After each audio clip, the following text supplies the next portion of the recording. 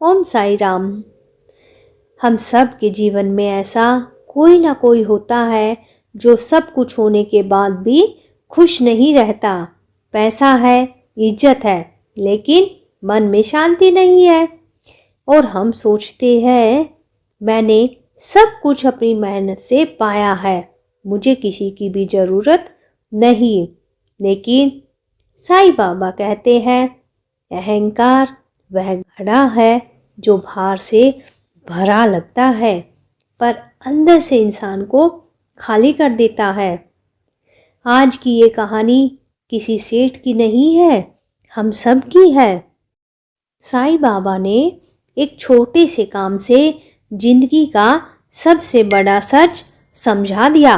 तो चलिए शुरू करते हैं कहानी। एक बार शिरडी में एक धनी सेठ रहता था।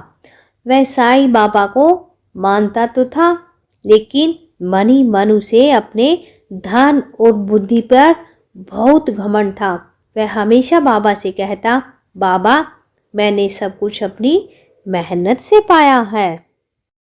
एक दिन साईं बाबा सेठ के घर भिक्षा मांगने पहुँचे।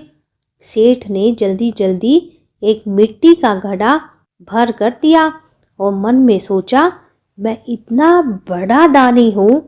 साईं बाबा ने घड़ा लिया और चलते चलते जानबूझकर उसे जमीन पर गिरा दिया।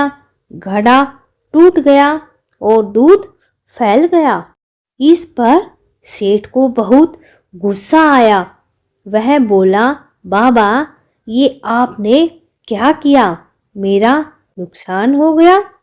साईं बाबा मुस्कुराए और शांत स्वर से बोले, सेठ जो घड़ा टूट गया वह केवल मिट्टी का था, लेकिन जो घड़ा तुम्हारे मन में अहंकार का भरा है वह भी तो टूटना चाहिए।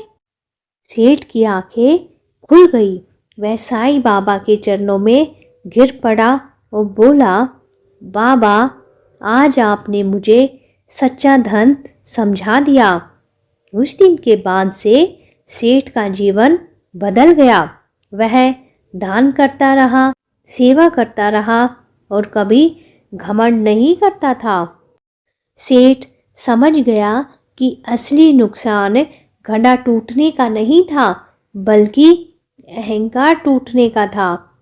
आज अगर हमारे जीवन में कोई चीज़ टूट रही है तो शायद साईं बाबा हमसे कुछ छीन नहीं रहे, बल्कि हमें कुछ सिखा रहे हैं। याद रखिए, जब अहंकार टूटता है तभी कृपा शुरू होती है।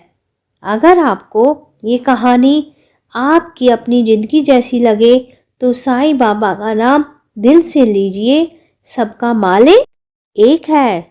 अगर आज ये कहानी आपके दिल को छू गई हो तो समझ लीजिए साईं बाबा ने ही आपको यहाँ तक पहुँचाया है।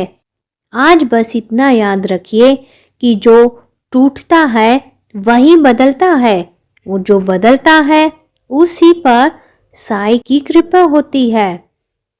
सोचिए जरा, क्या हमारे जीवन में भी कोई ऐसा घड़ा है जो हमें भारी बना रहा है? साईं पर भरोसा रखिए, वो हर परीक्षा के बाद आशीर्वाद जरूर देते हैं। जय साईं राम, जय साईं राम, ओम साईं राम।